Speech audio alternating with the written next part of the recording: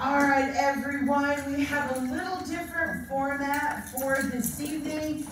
Thank you, Pam Rager and Dorothy Davis. And who else was on the committee for the annual dinner? Is there anyone else? Deli helped us. Yeah, Diane. And Diane. And you. Well, yeah. But we decided we're going to do things a little differently this time and not really do an official program, but we wanted you to do the program since this is officially the 20th year here at the new library. So we decided to entitle it, Hear Ye, Genealogy Members Speak. For those of you who sent me your comments, well, I think you're going to enjoy them. But before we begin this, I'm going to turn this to Jodie Wilson, and she's going to take it for the first part of the program.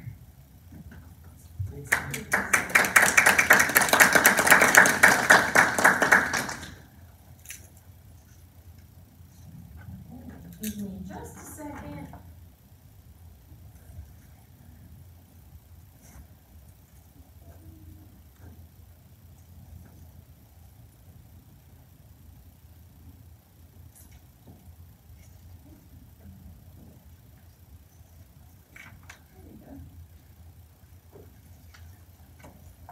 Okay, I guess I'll hold this, it's a little easier, I think. Okay, well, thank you so much for letting me be here this evening. I like Deli has been here the full 20 years. I started working here about a week after their open house. So technically I haven't been here the entire time, but long enough to have experienced a lot of changes anyway, and I'm happy to kind of share those experiences and kind of share about the journey that we've kind of taken with the new building. So to begin, I often hear people saying, oh, well, you know, the library, it's really not used that much, is it?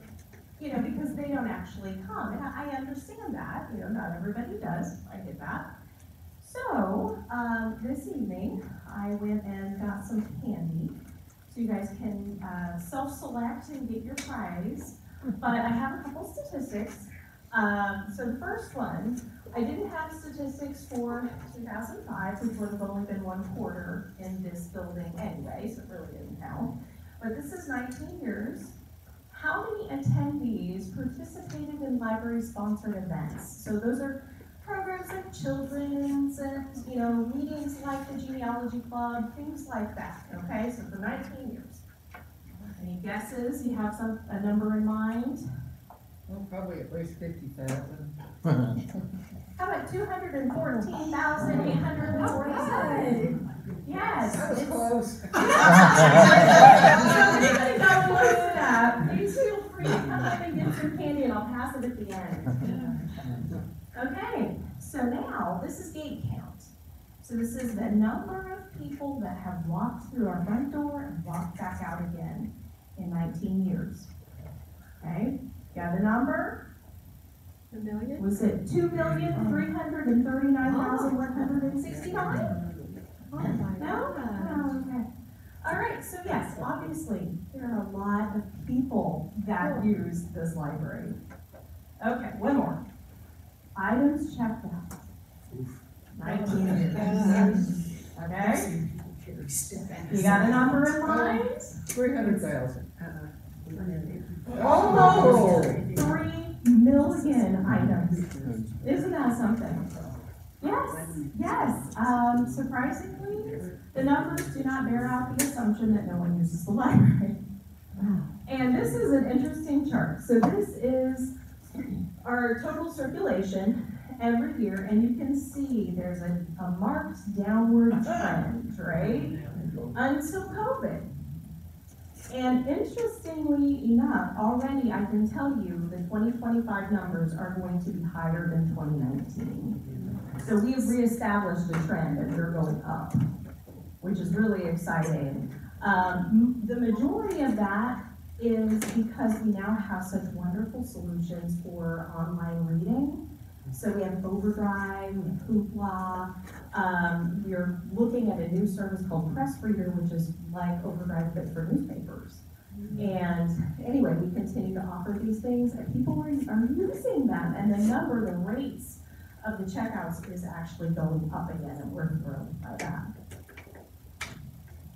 So going over some of the improvements that we have made or will be making soon, if you look down at the floor, you can see that this carpeting has been well utilized. Do we agree? Yes. So I am thrilled to say that we are in the process of getting new carpeting for our meeting rooms. So we're really excited about that. That should be coming in the next several months. We are also remodeling what was the periodicals reading room. We didn't get a lot of foot traffic in that area, and one of the things that was not really planned into the building is that we don't have private places to handle personnel matters and handle our private business for the library. And so we are remodeling that into an actual administrative area, so we have that ability to do that. I don't know if any of you have seen my office, but it's actually open air onto the second floor, which means that if I'm on the phone, I can be overheard, which is not the handiest arrangement. So some other things. We have digital projectors now here in the meeting rooms. We have sound equipment, yay. We have added a library notary, that's me. That is available to anybody. We do not have a set fee, but we do take donations, and then that takes us, that's a addition to our library gift fund. And then that helps us to buy some of the things that the operating budget doesn't support, so that's helpful. We've added circulating laptops that circulate just within the library, so if for some reason somebody comes in and theirs isn't working or whatever, they can borrow one for in-house use on the second floor, the adult services desk. We now have computer classes that are offered by our director, Teresa Tyner, and I believe she does that on Tuesdays. We have resume help that's available on the second floor on Mondays. We have a really good solution, finally, to remote printing. We've had a lot of difficulty in the past, but this one's working really well. And in 2024, we revamped our library website and adopted some new branding, and that is all live and complete, which we are really thrilled about. And then in that 20-year span, I used to show VHS a lot, and through the years that has changed over. We've eliminated all of the VHS except for the ones that were local history materials. We still have a lot of DVD, but now we're seeing services like Canopy and Overdrive being utilized. So that is really good that we have both. We also have Blu-ray. So, and we have a library of things. So in addition to circulating books, we have things like games and puzzles. We have backpacks where a state park admission pass is included in that. And it might have some IDs, some books to identify butterflies or something like that, so that it's encouraging families to get out there and to, see things and try to identify things, spend some time in nature. So those are popular. We have notebook computers that you can actually borrow and check out. And very soon we will have like a turntable for the old vinyl. We're gonna have one of those that circulates, and also Blu-ray players. And hotspots are one of the most commonly circulated of all of the things that we do offer, because a lot of people cannot afford or get Wi-Fi in their location. So that's a popular service now as well. And somebody was mentioning the Master Gardeners. Master Gardeners have partnered with the library, and they are doing a wonderful thing, providing a seed library within our library. So anyone who lives in the community can come in and they can get up to 5 packets of seeds per growing period. And that includes herbs and flowering plants and garden plants and just a number of native plants, just a number of offerings. While you're talking on the seed library, Yes. the seed library will be closing the 28th. And Okay. not open again until sometime in March. Yeah, it's a growing season, kind of the service, and we love it, and the community has really expressed their thanks. Okay, programming also has been expanded over that 20-year period. Last year, we offered the human library experience for the first time, and that was a wonderful thing. We had volunteers essentially became books on various topics. And the public came in and they had an opportunity to check out a book person. And so they were able to have a conversation with somebody who was affected by a number of different subjects. And they can actually sit down and have a conversation and learn about a situation that they may not know anything about. And it was a very overwhelmingly positive experience. We got lots of positive feedback, so we expect to do that again in the future. Another area, literacy, there's a lot of different kinds of literacy, and not everybody likes to read a book. And so toward that end, one of our library assistants has a master's in biology, and Stephanie Morissette does a lot of programming here at the library, relating to nature and wildlife. And she actually has a mushroom walk that is upcoming. The information for that is in the elevator or on the signs around the library. I think it's later this month. I'm not sure of the date at the moment. But anyway, she has wonderful attendance and lots of different kinds of programs. And youth services, they're ever popular. I was talking to Janella in our department, and she was saying that we are approaching the 1,000th child to participate in 1,000 books before kindergarten, which is amazing, isn't it? So the opportunities to build literacy skills in these children over these years is just, I think, amazing. We've continued to expand programming. We've been able to work with technology advancements to assist children with special needs. We've involved STEAM in our programs and offerings. And our play corner, now that we have the new building and it's a larger space, they have been able to add lots of toys and activities in the play corner. And it's really become a social space for parents and children. And you can see there are always lots of kids in the programs, and it's always a really happening place. Okay, and then local history, if you know much about me, you know I talk a lot about local history, or I have through the years. So I don't have a whole lot of time, unfortunately, with this particular one to spend too much time on it. But I will say from the beginning, when we came into this building, initially the local history collection, a lot of it was not actually in the library computer system.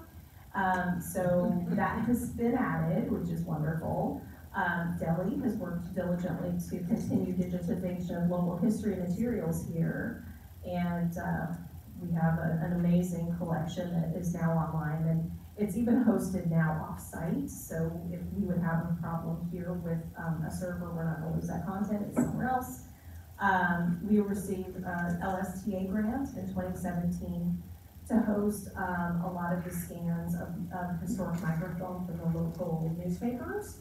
And that became part of Hoosier Chronicles, which is helpful so that all of that information can be accessed by those who are outside of the Montgomery County area.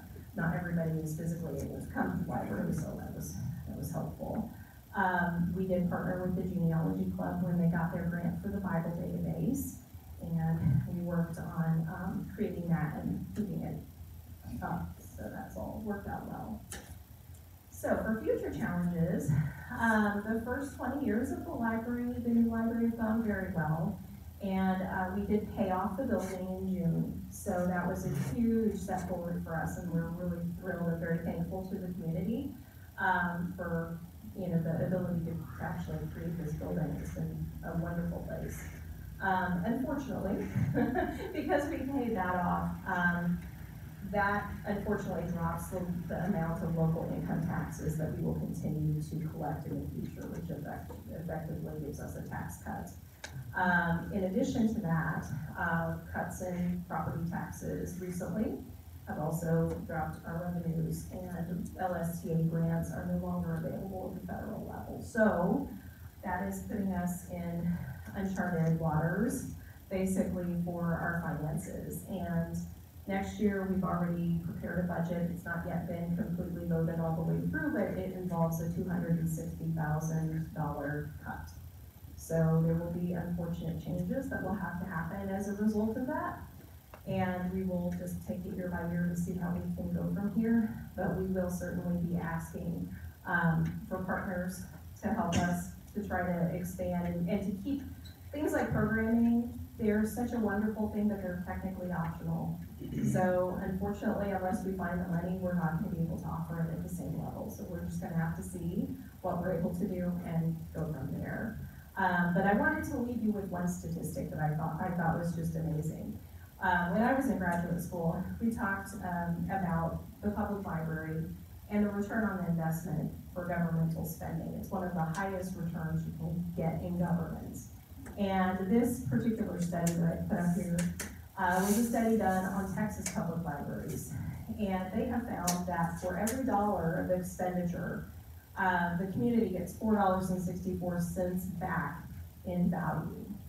So I think the public library is a good spend. And if you have the opportunity to talk to any of our legislators, we appreciate your assistance in trying to restore our funding. So, does anyone have any questions? Yes? The 200,000 reduction in the proposed budget for the next year. I'm a bit confused.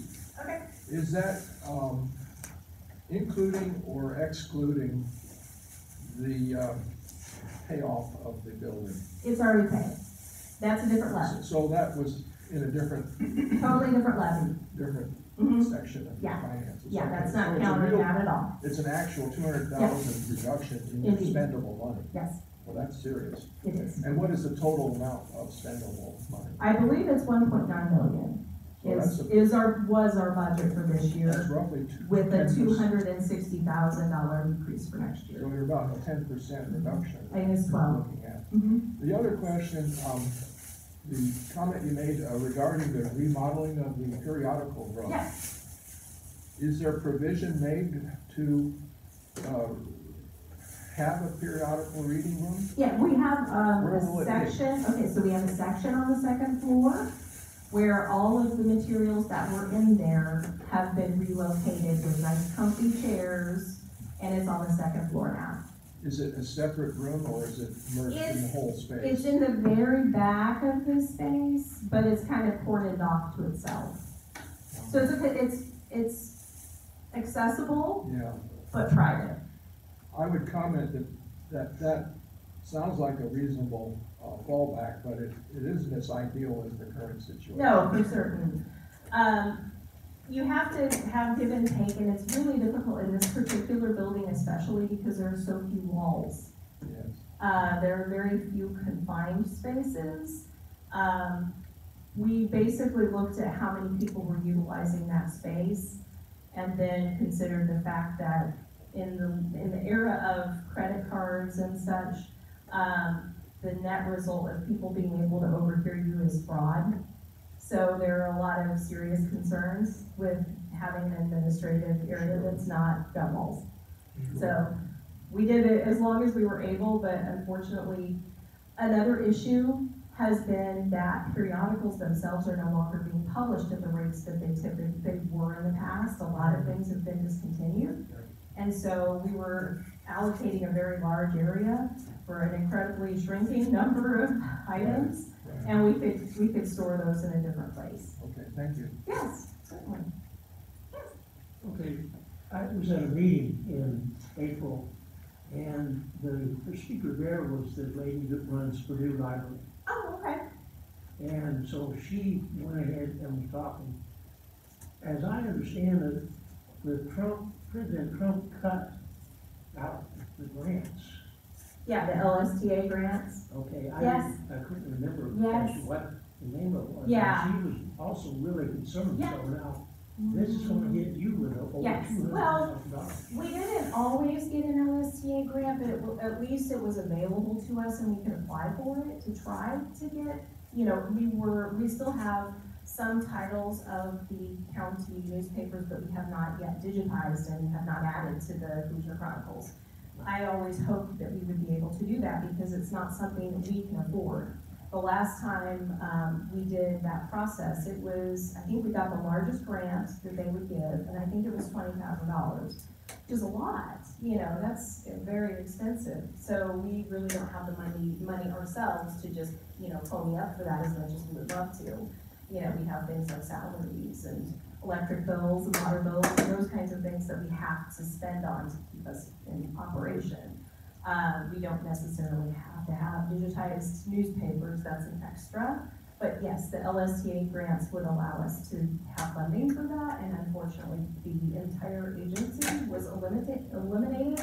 And then there have been legal actions since then, so I'm not honestly sure where we are at the moment, but I do know that the funding has been eliminated for the LSTA grants. Yes? In this regard, about your overall financial Yeah. revenue streams, I think they like to call it. Yeah. How much of the total library budget do those LTSD or whatever represent? Rough percent? We do not necessarily, it gets really complicated because there are services at the state level that were dependent on those LSTA streams, but estimating exactly how much that's gonna change for us, it gets into a very complicated picture. Leaving that aside. Yeah, it gets kind of. I'm kind of new here, and does this library get any revenue from the county and or the city?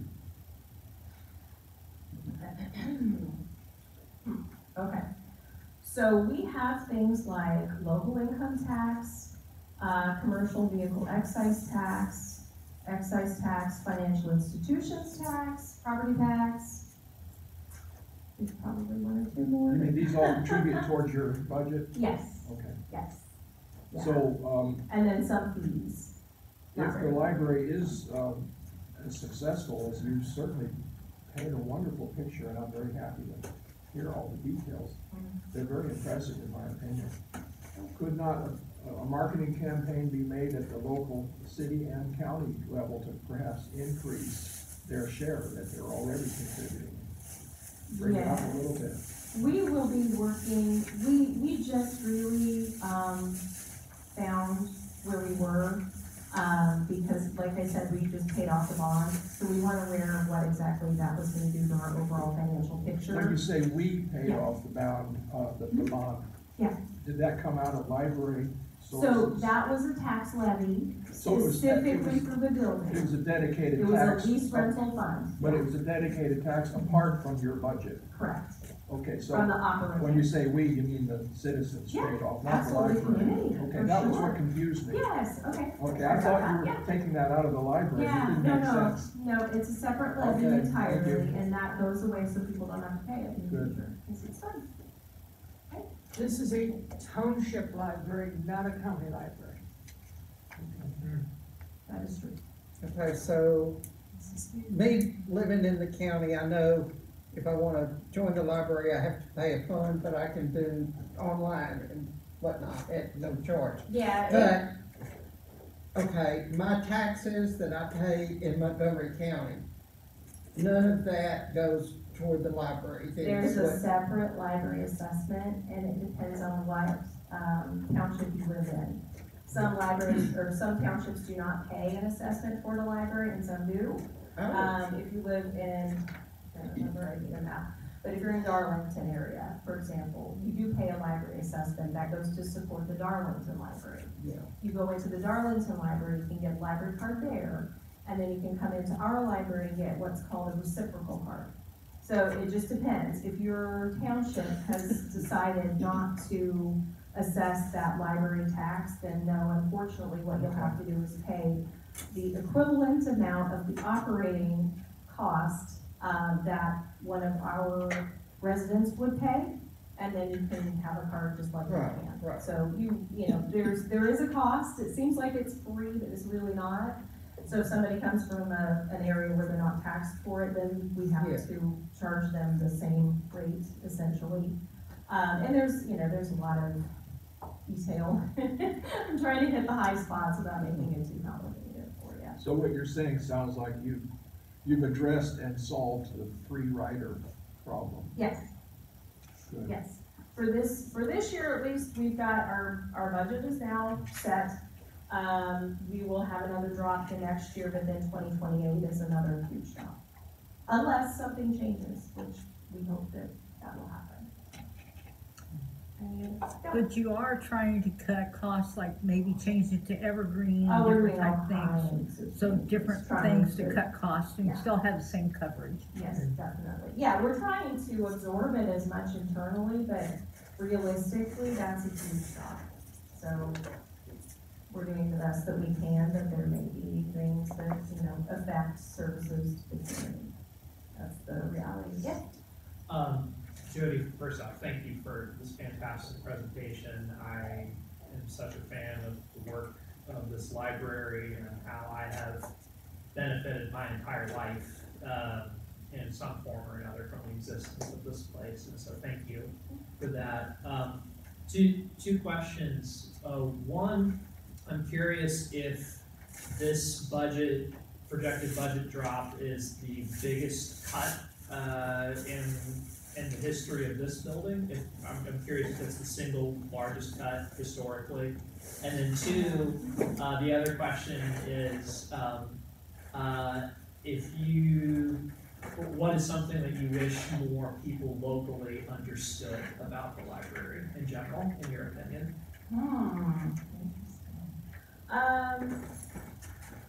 To my knowledge, this is the biggest drop. We did have one time where we were due a property tax payment and it just didn't happen for 9 months or something, so we were very overdue. And thankfully that was before I was involved in administration, but I just remember that being like, oh no, what are we gonna do? But the money did finally come in and everything was okay.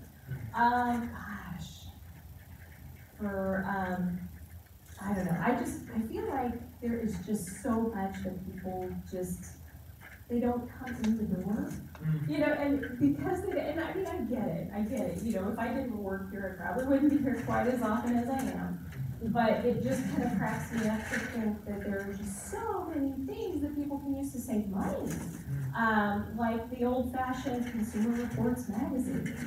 If you're gonna buy a car, read the Consumer Reports, because it literally tells you this one's, got a much more upkeep, there's much higher percentages of things having to break down when you have to go to the shop. Wouldn't you want the one that was well reviewed? But, it's just information seeking is not everybody's go-to, and that's interesting, but we hope that the community partners with us, and when there's a question or they're looking for information, that they think of us. And in different times, I've been really surprised when there have been community studies that have been done on a certain topic, and the result was this huge list of URLs for online research, when we know that there's still to this day a huge digital divide, and some people don't use computers like you would expect them to be used, or may not have access to internet in their home. There's just a lot that we wish that people realized about the community as well as about the library.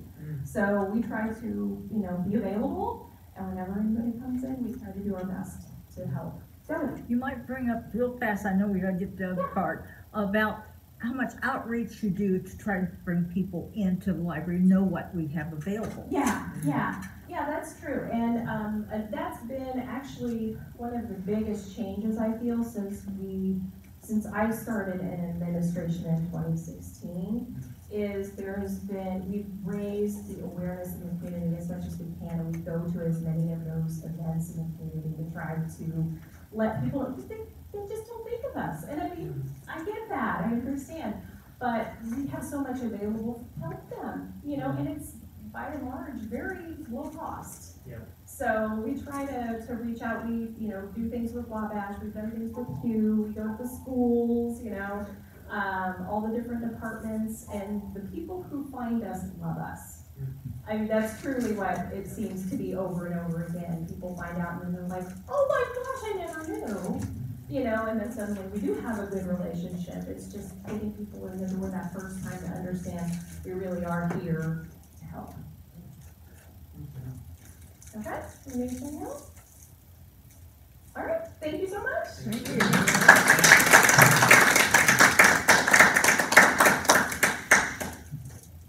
I don't know how to follow that. I just don't.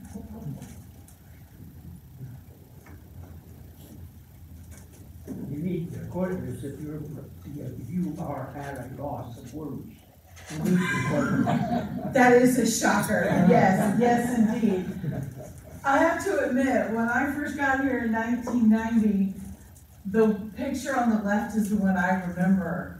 And as my kids got older, we were in the kids called it the annex. Yep. And we'd go back to the kids area, and I was just always fascinated. And then I went back into the local history room, Diane's Corner of the world, and how she made use of that space, I don't know. But that was where I became a microfilm expert, because that's what she did. And of course now we have Speedy Gonzalez up there. All right, so when we were putting this thing together, we decided it was time, after 20 years, to kind of stop and take a look back. How did we get to where we are now? So we asked all of you 5 questions, and those of you who responded, we have your information up here. And I think you'll see some patterns. Deli and Dottie, and just general research on who you are. The Marion Morrison history area is tops. I cannot tell you, I've been to lots of other historical areas, and they don't have a candle to what we have upstairs. And if there's one person that knows where anything is, it's Deli. And I think she found some books that I didn't even know existed up there. Diane probably did, but I certainly didn't. But these were some of the comments. And what I found interesting was it's not just Indiana. As Jodie said, we do have that outreach to other states and other places. And I was very excited when Ancestry came online, because I was too darn cheap to buy it to begin with. So I piled myself upstairs with a list of things I was looking for and was able to use that. And then here are the rest of the answers. David Champa, bless his soul. I don't know those of you who remember him. And he was genealogy, in fact, I think Aaron, you did the cemeteries prior to you. Yeah, and my comment was, Deli Craig, when I made the insane decision to write books. What was I thinking? But if there was anything I've learned about the library and the genealogy club, if anybody knows where it is, it's going to be in this building. And we have such a wealth. And we have the classes that are being given on how to research your ancestors. Was it next month? Is how to research your house. All right, so our second question was, what have been your favorite types of programs and why? And obviously, we're all about history, but it's not just about history. It's about our personal history. And I found that as a common thread throughout that. I love this third bullet here, the aspects of genealogy that we don't know what's right and we don't know what's wrong. And in a lot of cases, spelling is a challenge, especially in the old census. Oh my, you just have to kind of figure out who did what, and was this a close enough spelling that this could really be your person? but a lot of them especially are about Montgomery County. What I found interesting too was the surrounding townships that I don't remember, except for Jim Swift, who knows it all, in Boone County and other places he worked. That may be something that, and those of you who have information on, those might be really good programs, because there are some really fascinating histories. Ladoga, is that Clark Township? Ladoga? Yes. Yeah. Is that Clark? That's one of my favorite areas because of the normal school. And that was my master's thesis, was on the old Ladoga Normal School. And then question 3, who have been your favorite speakers and why? Obviously Jim Swift. And he hasn't been here lately. We need to drag him back here kicking and screaming. But Jim is just fabulous. He knows so much history and so much about the surveying and what happened when and who was on what ground and when, and were those people really there or were they squatters? I found that really interesting. Anyone who teaches me about my hometown. And for those of us who are transplants, even though I was born here, we moved away. My dad worked for the old Crawfordsville Seed Company, and he got a huge raise, and we moved to Alabama. And ironically, I did not come back until I got a teaching job here, which my parents just thought was the funniest thing. So I consider this my hometown, even though I graduated from Shelbyville and I spent most of my time in the South. And I love this one, how can we pick a favorite? Absolutely, every time I've come here, when Matt Myers did the program on the basketball or baseball player, cannot tell you the gentleman's name, but I had no idea. And then that drew me back to Sam Norville, or Sam Churchill, who was a baseball player, and the fact that there's so much history that's still left to be told. I think that's great. The hunts, the spooky and paranormal stories, whether they're really paranormal or not, they're spooky. And we had some kind of crazy, just nutty people running around. But yet they're part of our fabric, and they helped us understand how we got to where we are now. And then, I don't know who this was, but I love this entire list. Jeannie Reagan Dinius. Fabulous, from the State Department. I'm assuming she is still there, or has she been? Okay, she's still there, that's good. She's Oh, I no thought longer she was with Crown Hill. DNR, she works for Crown Hill now. She does, okay. Well, I had heard that, I think Diane, maybe you had said that she was thinking about moving elsewhere. And then question 4, a memorable event. Oh, I loved these. These were fabulous. It took 5 years, but we got the O'Neill Cemetery all cleaned up, and I think it solidified our existence. Repairing cemetery stones and cleaning them. When the cemetery committee helped locate a lost stone. Learning how to clean cemetery stones. And the crazy newspaper story I read from the old newspapers about the Christmas tree. I still have that, I haven't found it. That was just fabulous. That was so much fun. And then others, the after hours. If you've never been a part of after hours, highly recommend it, because ironically, you're gonna find somebody who's gonna dovetail into your story that you're looking for, or they might have a resource that would help you with your research. I just love when I go. And the middle answer was mine. I still get emotional when I think about it, when Lisa and Terry Cosby presented the bronze Lincoln School door plates. And those are at the library, or I'm sorry, they're at the Carnegie. And if they ever disappear, you know where they will be. They will be at Shannon Hudson's house. And then the monthly Genealogy 101 sessions, Deli does a great job of explaining what to look for and where and why and when and how, and then the books which can be checked out. I can tell you I appreciate that there are books that can't be checked out because they're one of a kind. And I know where to find them if I need them. And then this was our last question that we posed to you. If you could tell your ancestors one thing about you, what would that be and why? And the heartfelt answers that we received,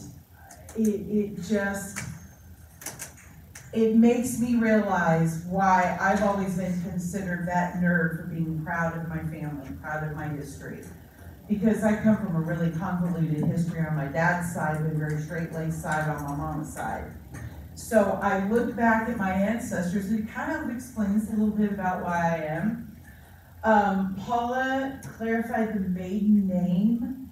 That is so difficult, especially if there's multiple marriages, how difficult it is to really trace back to whom you belong. I love these answers. Their strength, their faith, their grit, their stamina, the love they share, because it all comes down through us, and then we are then passing it forward. We're paying it forward. Even those of us who don't think we are, you'd be surprised what people hear when you start talking about history. I generally get the, oh my gosh, I did not know that. I have said on more than one occasion, oh my gosh, I didn't know that, but I'm gonna find out about it. And then Terry, I wish we could hear your stories. How many of you would give anything to go back for 24 hours with your parents or your grandparents, or those individuals who are long gone and you think, oh my gosh, I should have asked, for example, I should have asked my grandparents what it was like during the Depression. Because my grandparents both carried those traits and ideas with them until the day they both passed, because it was such a profound 10 years. And then last but not least, Dorothy, thank you for settling in Crawfordsville. Chris, so proud to be their descendant. And I read that theme throughout the answers that we got. And then thank you, I said, thank you for giving me wings to fly and never being afraid to try new things and speak the truth without fear. Coming from a family of Quakers. And then Sherry, oh my gosh, what an amazing family you must have had that gave you those two loves. I would have loved to have put your entire answer there, but the print would have been like 8 font. And then I finished off with Christina Hunt's comment, because to me that sums it up. You are not forgotten. What you taught us, it's not forgotten. What the legacies that you've left us, it's not forgotten. The family stories, they're not forgotten. And our job is to keep that legacy alive, and I think that's pretty much sums up Genealogy Club. And then we have our last thing on the agenda is certificates of appreciation. What we try to do is nominate and or award people, recognize people who have done some amazing things that aren't really going out and promoting themselves. They're just doing it because they love to do what they do, and they do it for a reason. So I've got to put them in order, because I think a couple people are missing. Whoops. We have Terry Fife. She was nominated by the Genealogy Club because she has pretty much been almost every office except for president. Am I correct? Terry also works very closely with DAR. She basically, I wouldn't say she runs the DAR, the Dorothy Q chapter, but then again, I might. Rita. Melody Davis, who is with us, yes? Come to me, please. Shannon. Yes, ma'am. Just a moment. Yes, ma'am. Terry is not with us tonight. She injured her hip moving furniture along with her carpet replacement and has been in quite a lot of pain. Oh. Well, we can get that to her somehow. All right, now I gotta read this because I want to make sure I get it right. For partnering with the Genealogy Club Cemetery Committee during the 2024-2025 program year to complete the Walnut Township Cemetery Restoration Projects.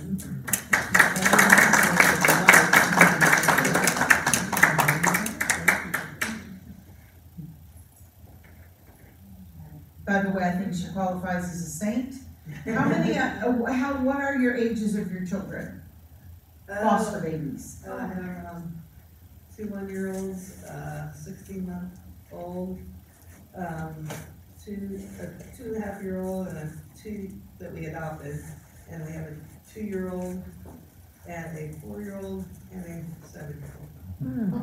Yeah. On purpose. So, sainthood, I'm telling you, the woman gets a halo and wings.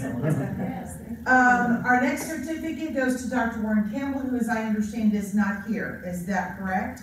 Yes. Okay. He worked with providing connections with Wabash students, volunteers on the cemetery restoration work days. Aaron, would you like to say anything? Just in general, it's really Warren has been my first connection to creating this kind of ongoing partnership with Wabash College for volunteering for cemetery projects. And so very grateful to Warren for being that first point of contact that has resulted in this partnership. So Very productive. Yeah. Partnership. The next, Jodie, this is for you. This is for the Crawfordsville District Library for allowing us to be here for every single meeting.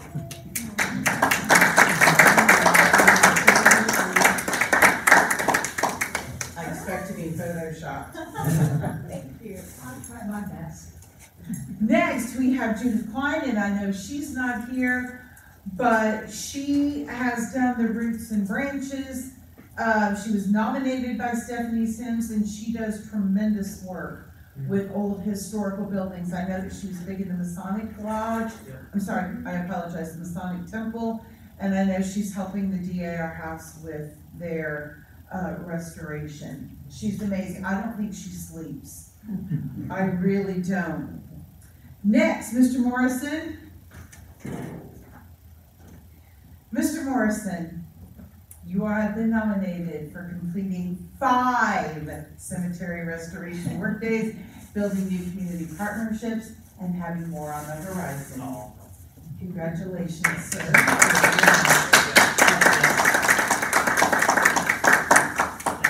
You all thank the club.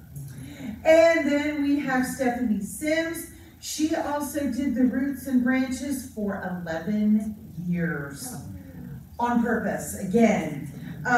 Steve, would you like to say anything on her behalf, or would you like to take her certificate? Sure, I'll take it. Okay. All right, Stephanie did an amazing job. Thomas Meeks has great shoes in which to step. Thank you.